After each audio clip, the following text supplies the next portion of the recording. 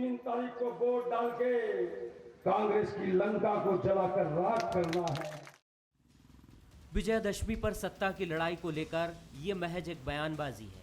किसकी लंका बचेगी और किसकी जलेगी ये 10 नवंबर को तय हो जाएगा। लेकिन पिछले 7 महीनों में प्रदेश की सियासी उठापटक पर नजर डालें तो होली से दिवाली आने को है। कांग्रेस में शुरू हुई चलाचली की बेला थमी नहीं है। मार्च में शुरुआत सिंधिया समेत 22 विधायक और मंत्रियों ने की। उसके बाद प्रद्युम्न सिंह लोधी, नारायण पटेल, सुमित्रा काजडेकर ने कमलनाथ का साथ छोड़कर कमल का दामन थामा। अब ऐन चुनाव से पहले दमोह से कांग्रेस विधायक राहुल लोधी का कांग्रेस से भरोसा उठ गया। भारतीय जनता पार्टी के एक बहुत कद्दावर नेता थे छत्तीसगढ़ के, उन्होंने एक बार एक शब्द बोला था कि पैसा खुदा तो नहीं पर खुदा से कम भी नहीं। आज वो बात जब देखते हैं घटनाक्रम तो लगता है कि जिस तरह से मध्य प्रदेश में भारतीय जनता पार्टी सौदेबाजी पे उतरी है, उनका विश्वास प्रजातंत्र में नहीं है। कांग्रेस पार्टी के अभी बहुत विधायक लाइन में हैं और लोधी समाज का एक विधायक और जल्दी आने वाला है। बंडा के विधायक हैं तरवर सिंह लोधी, वो जल्दी आने वाले हैं। कांग्रेस से बीजेपी में आने वालों का आंकड़ा अब तक 26 हो चुका है। कांग्रेस बीजेपी विधायकों के संपर्क में होने का दावा तो करती है, लेकिन ईंट का जवाब पत्थर से देने में अब तक असफल रही है। मैंने कहा मैं सौदेबाजी नहीं करूंगा। अगर ये सौदे से बोली से जा रहे हैं, ये राजनीति मैं नहीं करूंगा। क्या आप सोचते हैं कि बीजेपी वाले मेरे से संपर्क में नहीं है? पर मैं सौदा नहीं कर, क्योंकि ये 10 तारीख के पिटने के बाद की तैयारी कर। ऐसे लोगों को बार बार नोटों और वोटों की बातें कर करके आप अकर्मण्य या अक्षम साबित हुए, इसको क्यों छुपाना चाहते हो? एक उंगली दूसरे की तरफ उठती है, 3 तो आपकी तरफ उठ जाती हैं। 29 उपचुनाव हो लिए, एक और गया तो कमलनाथ जी 30 मार खा हो जाएंगे। फिर खरीद फरोख्त के आरोप अपनी जगह हैं, लेकिन बीजेपी के दरवाजे पर लगी कतार कांग्रेस संगठन पर कई सवाल खड़े करती है। क्या 2003 से लचर हुई संगठन व्यवस्था को पटरी पर लाना कांग्रेस के लिए मुश्किल हो रहा है? कांग्रेस की कमजोरी की वजह क्या भरोसे में आ रही कमी है?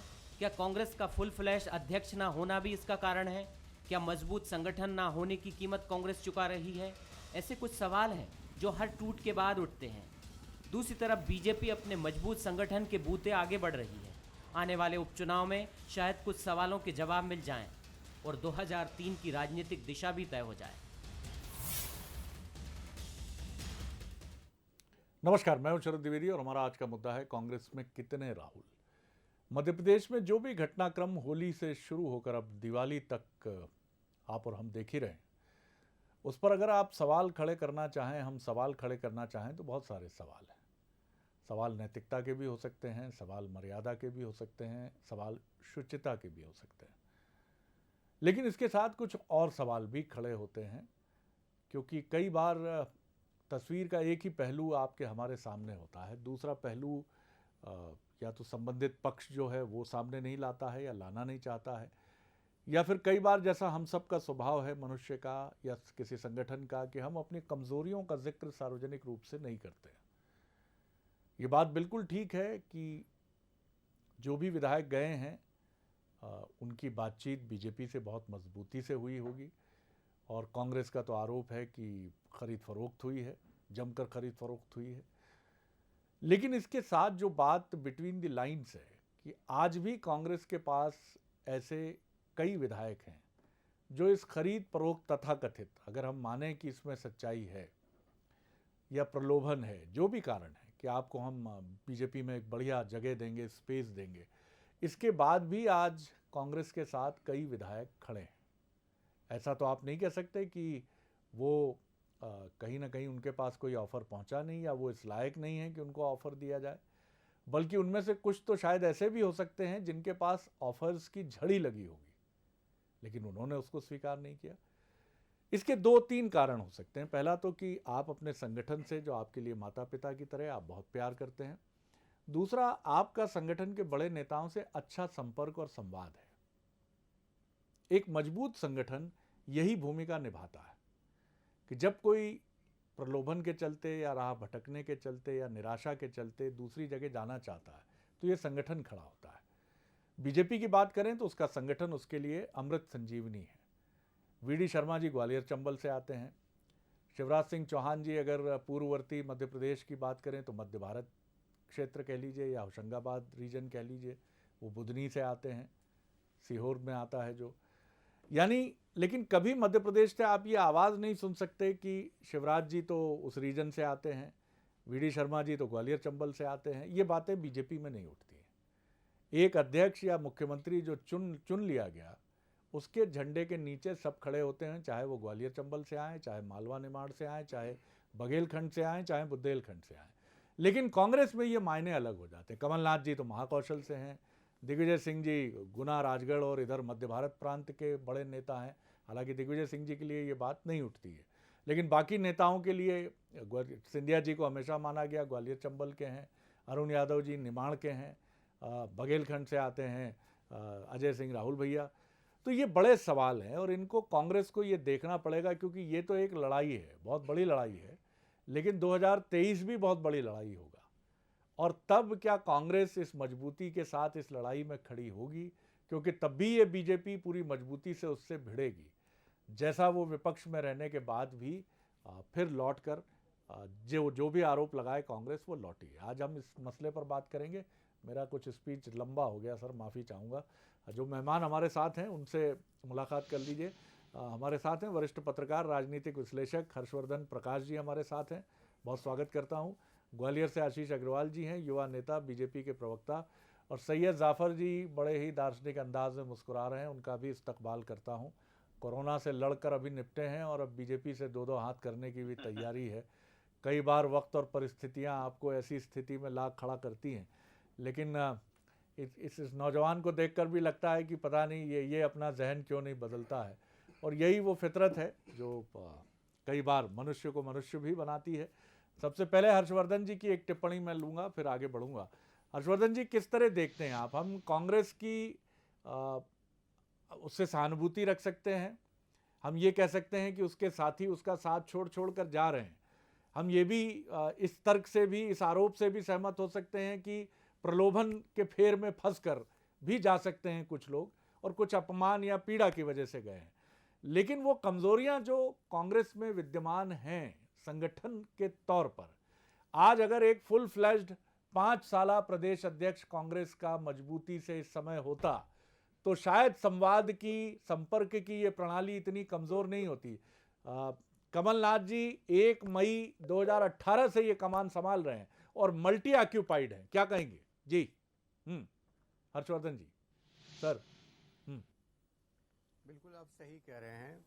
कांग्रेस के कुनबे में जो आपको बिखराव दिखाई दे रहा है, 7 महीने के छोटे से अंतराल में अगर 26 विधायक एक पार्टी को छोड़ के चले जाते हैं और छोड़ने के बाद उसके धुर विरोधी पार्टी को ज्वाइन कर लेते हैं, तो सब कुछ तो कांग्रेस के घर में ठीक नहीं चल रहा है, तो माननी बात होगी।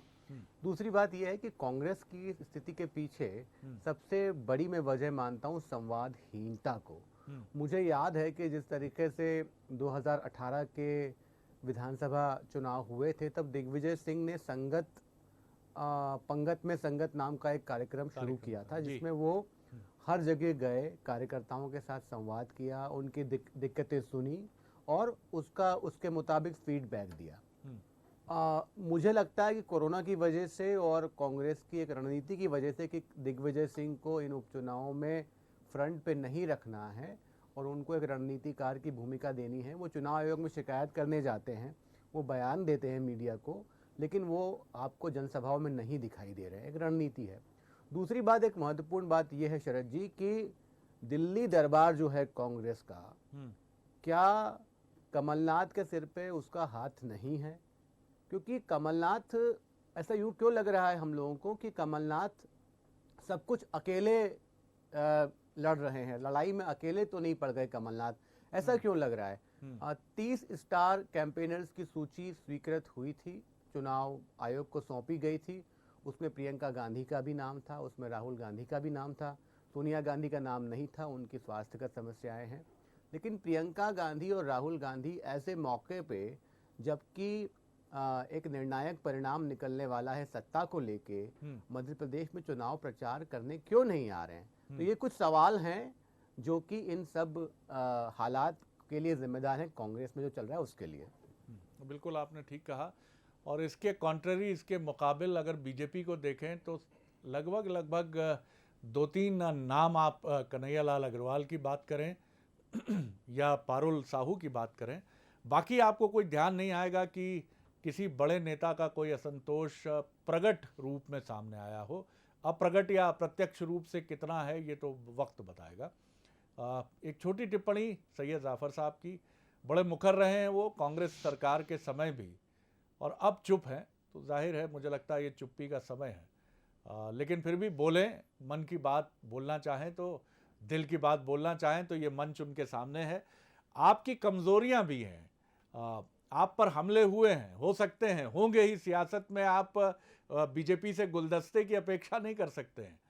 कहीं ना कहीं आप अपने साथियों की आकांक्षाओं को ठीक से समझ नहीं पाए, संवाद की प्रणाली बहुत अच्छी विकसित नहीं कर पाए। हम नहीं कहते कि आपके जितने विधायक टूटे हैं, शायद इनकी संख्या आप आधी कर लेते तो आज आपकी मुश्किलें बहुत कम हो जाती। जाफर साहब, बहुत छोटी छोटी जवाब दूंगा मैं, तो कि तीन चार सवाल बहुत उसमें जुड़ गए हैं। देखिए, एक चीज तो हमको समझनी पड़ेगी कि जो कांग्रेस पार्टी की कमजोरियां कांग्रेस पार्टी की बात करते हैं, ये सबसे पहले भारतीय जनता पार्टी का जो चरित्र है, जो कर्नाटक से शुरू हुआ, जो नॉर्थ ईस्ट से शुरू हुआ। आप मुझे बताइए, क्या कभी किसी देश में, अंतरराष्ट्रीय स्तर की मैं बात करता हूं, क्या रात में 12 बजे राष्ट्रपति शासन हट सकता है? भरत जी, आप बहुत ज्ञानी हैं, बिल्कुल आप न्यूट्रल बात करते हैं, बहुत अच्छी बात करते हैं। आप मुझे बताइए, क्या रात में 12 बजे राष्ट्रपति शासन हट सकता है? क्या 2 बजे रात को बिना बहुमत के आधार पर मुख्यमंत्री शपथ ले सकता है और सुबह सारा सीन बदल जाता है? इसका मतलब कहीं ना कहीं कि इस देश के अंदर, मैं आरएसएस को बड़ी जवाबदारी से कहना चाहता हूं, व्यक्तिगत तौर पर एक अनुशासित संगठन मानता हूं। मैं इस बात को स्वीकार करता हूं कि आरएसएस का एक अंग है भारतीय जनता पार्टी, जो आरएसएस कैडर बनाती है। बीडी शर्मा जी, मैं राज खोलता हूं, बीडी शर्मा जी जो आज प्रदेश अध्यक्ष हैं, आज से 20 साल पहले जिस प्रकार आशीष जी आज प्रवक्ता बनकर बैठे हैं, वो एबीवीपी के प्रवक्ता थे और मैं मध्य प्रदेश एनएसयूआई का प्रवक्ता था। और बड़ी जवाबदारी से कह रहा हूं कि मेरी डिबेट में सारा समय ईटीवी 2 टीवी हुआ करते थे और मैं बीडी शर्मा जी के ऊपर भारी पड़ता था तथ्यों के आधार पर। ये भारतीय जनता पार्टी और आरएसएस का कैडर है जिन्होंने आज उनको कहां पहुंचा दिया, तो मैं इसको स्वीकार करता हूं। लेकिन क्या ये आरएसएस का कैडर है? क्या ये आरएसएस की विचारधारा है कि आप लोगों को खरीदो? राहुल जी कल गए, राहुल जी का इंटरव्यू सबसे सभ्य व्यक्ति ने लिया, जिसका नाम है शरद द्विवेदी।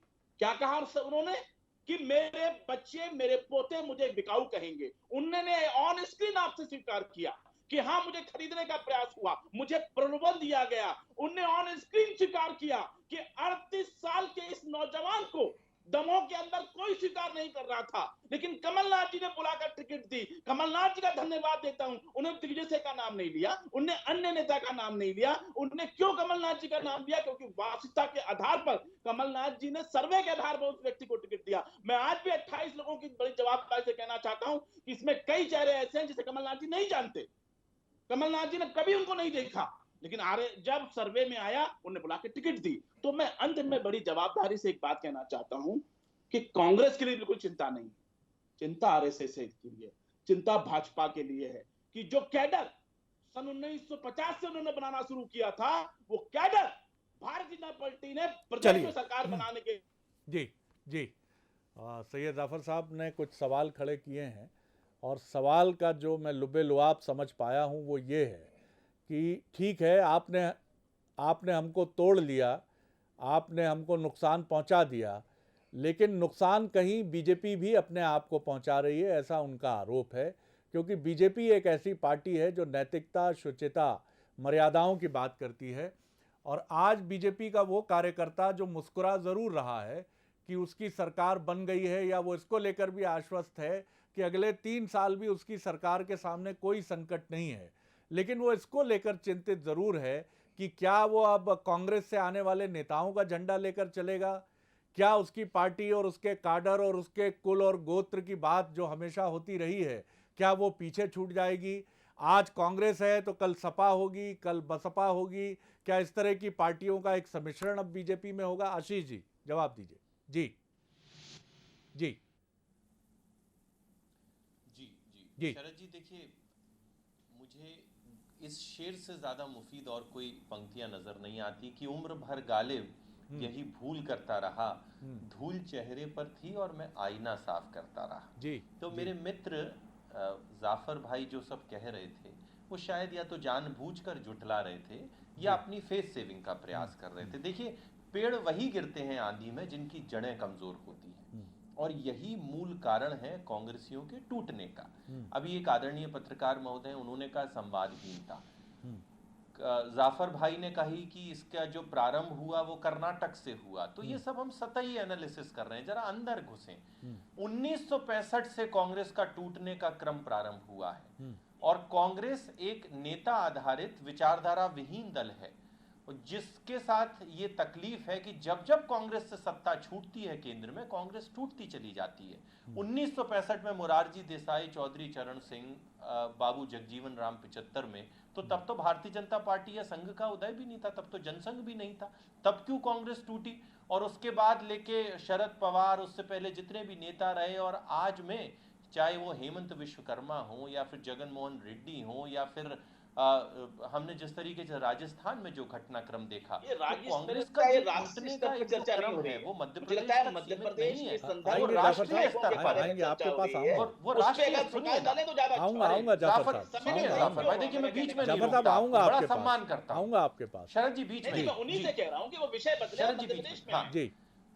जी तो जी आपने कहा कि अरे जाफर भाई सुनिए ना, अरे विषय तो कांग्रेस का है। जो कांग्रेस 1.5 साल में अपना राष्ट्रीय अध्यक्ष नहीं चुन पा रही हो, कार्यकारी अध्यक्ष से ही काम चला रही है, और उससे उम्मीद भी क्या की जाएगी? अच्छा, तो बात इतनी है कि आपने विचारधारा कितने दिन बीडी शर्मा जी के कार्यकारिणी और नेता जब जब इसमें कमजोर होते हैं तो ये टूटती चली जाती है, और मध्य प्रदेश में टूटती चली जाती है। जाफर भाई, आपका ये स्तर नहीं है कि तथ्यों की कमी आए और तर्कों की कमी आए तो आप बीच में रोकने लगे। यकीनी तौर पे नहीं है, और एक बड़ा खूबसूरत शेर उनके जहन में होगा जो आपकी पेशे खिदमत करेंगे, जज्बा अकीदत, खिराज अकीदत के साथ आप अपना बदस्तूर कायम रखें हुजूर। उसके बाद जी आशीष जी जी तो मेरा विषय ये है कि ये कांग्रेस का राष्ट्रीय मामला है, और कांग्रेस लगातार टूटती चली जाएगी। और मध्य प्रदेश में तो इससे उलट हुआ। मध्य प्रदेश में एक झूठ के बुनियाद पर, सनसनी फैलाने के लिए कुछ वादों के बुनियाद पर कांग्रेस ने एक सरकार बनाई जो बैसाखियों पे थी, और अपनी ही अंतरकलह से ये सरकार टूट गई। और उसके बाद क्या हुआ, जो जनप्रतिनिधि थे उनके सामने एक चैलेंज आया कि जब वो 5 साल बाद जनता के बीच जाएंगे, जनता पूछेगी 2 लाख तक कर्ज क्यों नहीं माफ हुआ, जनता पूछेगी कि 5,000 रुपए, 4,000 रुपए जो बेरोजगारी भत्ता था वो क्यों नहीं दिया गया। तो सारे के सारे जनप्रतिनिधियों ने अब ये तय कर लिया है कि उस झूठ के बनी बुनियाद पे जो वो चुनाव जीते थे उससे वो त्याग पत्र दे रहे हैं, और त्याग पत्र देने के बाद वो संवैधानिकता और नैतिकता के तहत जनता के बीच दोबारा जा रहे हैं। इसमें पेट में क्यों दर्द? अरे पैसे की बात तो तब आए जब आपके पास कोई फुटेज हो, कोई आपके पास रिकॉर्डिंग हो। आप तो सचिन पायलट के लिए भी कहते थे कि उन्होंने पैसा ले लिया, बिक गए, अब उन्हीं को आप प्रचार में बुला रहे हैं। तो कांग्रेसियों की ये स्वयं की टूटन है, फूटन है, और इनके नेता की कमजोरी है। ये कोई संवादहीनता नहीं है, अपितु इनके संगठन का दोष है जो ये टूट रही है, और ये लगातार टूटती चली जाएगी। हर्षवर्धन जी, मैं जाफर साहब की तरफ मैंने दिया ना, आपके झूठे वादों के कारण जो कमलनाथ ने जो किए थे वो पूरे नहीं हुए, इसलिए कांग्रेस टूटती चली जा रही है। सर अब हम जरा फिर रेफरी की तरफ चले, अंपायर की तरफ चले। 2 लाख तक का कर्ज माफ हुआ क्या? तटस्थ ऑब्जर्वर की तरफ चले, बता दें जिसका 2 लाख का कर्ज माफ की तरफ चले। अब हम आ जाते हैं। मैं बोलता हूँ, आप एक बेरोजगार बता दें जिसको 4,000 का भत्ता माफ हुआ। आप एक बेरोजगार बताइए जिसको आपने 4,000 का भत्ता दिया, क्या दिया? क्या ये झूठे वादे नहीं थे? आपकी तरफ से एक शेर नजर कर रहा हूं। बात थोड़ी इसमें क्या है कि आप दोनों के चेहरे पे मुस्कुराहट आ जाएगी। आप अपने वजूद को सामने रखकर कह दें कि गुल से लिपटी हुई तितली को हिला कर देखो, दरख्तों तुमने आंधियों को हिलाया होगा। ये जज्बा रखिए अपने भीतर, और यकीनी तौर पे वो जज्बा होगा। आप अपोजिशन है इस वक्त, और अपोजिशन इसी जज्बे से टक्कर लेता है, और आप लीजिए, टक्कर लीजिए। और ये वक्त की गर्दिशें हैं, और गर्दिशों के बाद अच्छा वक्त भी खड़ा होता है। हर्षवर्धन जी, सवाल मौजूद हैं जो आशीष जी ने खड़े किए हैं। पहला सवाल तो ये है कि आखिर सिंधिया जी फर्स्ट प्रायोरिटी भी हो सकते थे राज्यसभा की, और ये बिल्कुल इंश्योर होता है कि साहब आप राज्यसभा जा रहे हैं। राहुल गांधी जी में इतना दमखम होता कि वो कहते थोड़ा और इंतजार कर लीजिए भैया, अगला जो लोकसभा इलेक्शन होगा उसमें मैं आश्वस्त करता हूं कि इतनी दम लगाऊंगा कि आप केंद्र में भी मंत्री हो सकते हैं। दूसरा, यहां ये बात बिल्कुल सही है कि कमलनाथ जी एक अपनी शैली के नेता हैं। जिस तरह संगत में पंगत वाली पद्धति अपनाई गई, अगर वो पद्धति और मजबूती से सरकार बनने के बाद भी अपनाई गई होती तो ये आरोप नहीं लगते कि साहब संवाद नहीं होता और चलो चलो चलो करके उनको विदा कर दिया जाता है। आप क्या देखते हैं, कांग्रेस को सीखने की क्या जरूरत है? बाकी सब चीजें राजनीति है सर, हम नैतिकता की अपेक्षा यहां नहीं कर सकते हैं। ऐसा नहीं है, नारायण त्रिपाठी भी जाके बैठते थे कांग्रेस के समय, शरद कौल भी जाते थे, और ये बीजेपी के विधायक हैं। और ये खम ठोक कर यही सपा बसपा जो अब बीजेपी के साथ है, तब कहते थे, रामबाई कहती थी कि सबसे प्रिय है कमलनाथ जी, और राहुल जी ने क्या कहा ये तो दुनिया देख ही रही है साहब। तो ये सब बदलता है, पर जगत परिवर्तनीय है, इसमें कोई आश्चर्य की बात नहीं है। आप जी क्या कहेंगे? जी सर जी जी। पहली बात तो मेरा ये फिर से कहना है कि संवादहीनता एक बड़ी वजह रही है इस टूट के पीछे, और कमलनाथ को जितना उम्मीद लोग कर रहे थे कि लोगों के बीच जाना चाहिए था वो नहीं जा पाए, ये सच्चाई है, इसको स्वीकार कर लेना चाहिए। दूसरी बात ये कि पॉलिटिकल मैसेजिंग का खेल जो है वो बड़ा महत्वपूर्ण है। क्या कांग्रेस के विधायक ये सोच रहे हैं कि सत्ता में दल कौन रहने वाला है या कौन नहीं रहने वाला है, ये सोच के वो मन बना रहे हैं, या कांग्रेस के विधायक वाकई प्रलोभन में तथाकथित तौर पे आ रहे हैं, एक बड़ा सवाल है। लेकिन कांग्रेस का एक जो कैडर है, कांग्रेस का जो एक अनुशासन है आंतरिक, वो तो कमजोर होता दिखाई दे ही रहा है ना। अगर मान लीजिए आपको विपक्ष में बैठ के संघर्ष करना चाहिए तो आप संघर्ष कीजिए। आप रातों रात इस्तीफा देते हैं और अगले ही दिन किसी दूसरी पार्टी के हेडक्वार्टर में पाए जाते हैं, वहाँ पे दुपट्टा पहन लेते हैं उस पार्टी का, तो ये सवाल तो उठते ही हैं। लेकिन ये सारी मुझे लगता है कि कांग्रेस की जो कमज़ोर कड़ियाँ हैं, ख़ास तौर पे मार्च के बाद जो लोग जा रहे हैं, आप ये देखिए कि वो लोग कोई इतना बड़ा जनाधार नहीं रखते हैं। वो विधायक बन गए हैं, लेकिन उनसे कोई बहुत ज़्यादा उम्मीद भी कांग्रेस को नहीं रही होगी। तो मुझे लगता है कि कांग्रेस को पहले तो संवादहीनता को ख़त्म करना चाहिए। दूसरी बात, कमलनाथ को ये लगातार मैसेज देना चाहिए था कि कांग्रेस रूल करने जा रही है। क्या कमलनाथ ने मैसेज बराबर नहीं दे पाए अपने कैडर को कि एक खलबली की स्थिति बनी, या फिर उनका कैडर जो एक साथ 22 लोग छोड़ के चले गए सिंधिया की अगुवाई में, वही झटका सहन नहीं कर पाया, उसको लगा कि हमारा नेतृत्व जो है वो सत्ता में वापस नहीं आ पाएगा। तो पूरा खेल सत्ता का है शरद जी, सत्ता के प्रति अपने कैडर को लगातार आशान्वित बनाए रखना, यही एक कामयाब मैनेजमेंट होता है। बिल्कुल आपने ठीक कहा। और जाफर साहब, सवाल ये भी है, ये ठीक है कि संख्या बल में राजस्थान मध्य प्रदेश से काफ़ी आगे था, अगर कांग्रेस की स्ट्रेंथ की बात करूं विधायकों की, लेकिन वहाँ बहुत अच्छे तरीके से मैनेज किया गया चीज़ों को, और उसमें राहुल गांधी जी और केंद्रीय टीम की भी भूमिका रही। सुरजेवाला जी को ऑब्जर्वर बनाकर भेज दिया गया, जो ऑब्जर्वर वहाँ थे जिनके बारे में आरोप थे कि उनसे बहुत सचिन पायलट जी नाराज़ हैं, उनके लिए बहुत जल्दी उनकी विदाई हो गई। यहाँ क्यों कमलनाथ जी को वो केंद्र से जो मदद, हमने तारीख में झांक कर देखा है जाफर साहब कि अतीत में अंग्रेज़ों से या फिर और जो इन्वेडर्स भारत आए हैं, उनसे जो हमारी रियासतों की और जो हमारे शूरवीरों की लड़ाई रही है, उसमें कई लड़ाइयाँ हम इसलिए हारे कि समय पर इमदाद नहीं मिल पाई, रसद नहीं मिल पाई, कुमुक नहीं आ पाई। क्या कमलनाथ जी का काफिला इसलिए लुटा कि केंद्र से जो मदद, कुमुक, रसद आनी थी वो नहीं आ पाई? देखिए, दो बड़ी महत्वपूर्ण बात, और मुझे लगता है कि शरद जी और आशीष जी बैठे हैं तो मुझे इस बात को बिल्कुल कहने में संकोच नहीं है, और आशीष जी से अनुरोध करता हूं कि जब मैं बैठा रहता हूं तो आप इस बात को बिल्कुल मान लीजिए कि मैं हमेशा तथ्यों पे बात करूंगा, कभी हवाबाजी बात नहीं करूंगा, कभी भी ऐसी बात नहीं करूंगा जो जनता को और आप लोगों को गलत समझ में आए। मुकर्रर इरशाद जी। देखिए, दो बड़ी महत्वपूर्ण बात है। एक बात तो मैं बड़ी जवाबदारी से स्वीकार करता हूं कि जो सिंधिया जी और कमलनाथ जी के बीच में हुआ, बिल्कुल कम्युनिकेशन गैप था। कमलनाथ जी से भी गलती हुई और सिंधिया जी से भी गलती हुई, ठीक है, मैं मान सकता हूं कि फर्स्ट पार्टी में उनका नाम नहीं आया, जो हो सकता है कि एक बहुत बड़ा कारण, क्योंकि मैं इस पूरे घटनाक्रम के एक एक मिनट का गवाह हूं। मैं जानता हूं कि 6 मार्च के पहले सिंधिया जी के 10 समर्थक विधायक कांग्रेस से और बीजेपी से सौदा कर रहे थे। मैं बड़ी जवाबदारी से कह रहा हूं और ऑन रिकॉर्ड कह रहा हूं, जिसको मेरे खिलाफ एफआईआर करना वो कर दे, सबूत भी दे दूंगा कि 6 मार्च के पहले आप ये निरंतर जो आरोप लगा रहे हो। जो विपक्ष के जो कांग्रेस से छोड़ के विधायक जा रहे थे, वो कांग्रेस से भी आप पैसा तो मांग कहते थे रहे कि थे सचिन पायलट भी और- बिक गए 35 करोड़ में। आपने अब उनके आप फोटो पहले को, बोलिए, आपकी इतनी पार्टी गंभीर के विषय पे लोगों ने चर्चा उनके करने के फोटो लिए को आसिफ पैरों जी, तले रौंदा है। बोलने तो दीजिए, मैंने आपकी तारीफ किया कि आप में मादा है सुनने का और आप नहीं सुन पा रहे। नहीं तो तो मुझे बोलने तो जवाबदारी दीजिए। से मैं तो निरर्थक बड़ी- आरोप कैसे, जवाबदारी अरे भैया, कैसे? अरे आपके आरोप पास मैं कोई तो कह रहा हूं। आपके पास अरे कोई भैया, मैं तो फुटिंग, कह रहा कोई हूं, रिकॉर्ड, मैं तो कह रहा हूं कोई कि आप रिकॉर्डिंग, मुझे कोई FIR कर फुटेज दीजिए ना, मैं नहीं। आपको सबूत दूंगा। अब शरद जी, आप मेरी ना बात को खाता सुनना ना है, वही, तो आप जाफर सुनिए। साहब, कांग्रेस ही नहीं तो जो इन्हीं की गई बोलिए सुनिए। बोलिए आशीष जी, किसी मैं की पूरा सुनिए, वक्त आप दूंगा, समझा दीजिए। मैं पूरा वक्त दूंगा आपको। जी जी, जल्दी खत्म तो करिए, पूरा लेकिन निवेदन जाफर ये साहब है जल्दी कि- कुछ अरे सेकंड तो मुझे बोलने तो देंगे जब तक खत्म करूंगा। हाँ जी, शरद बोलिए, जी, बोलिए, आप ही की बोलिए। बात को तो आगे बढ़ा रहा हूँ। जी बोलिए। तो मैं इस बात को बड़ी जवाबदारी से कह रहा हूं कि जो सिंधिया जी का मामला आया, उसके पहले विधायक सौदा कर रहे थे। ये कांग्रेस पार्टी की जो जवाबदारी थी, कांग्रेस पार्टी के हाईकमान ने पूरी किया। लेकिन आप 6 महीने सत्ता से बाहर नहीं रह सकते।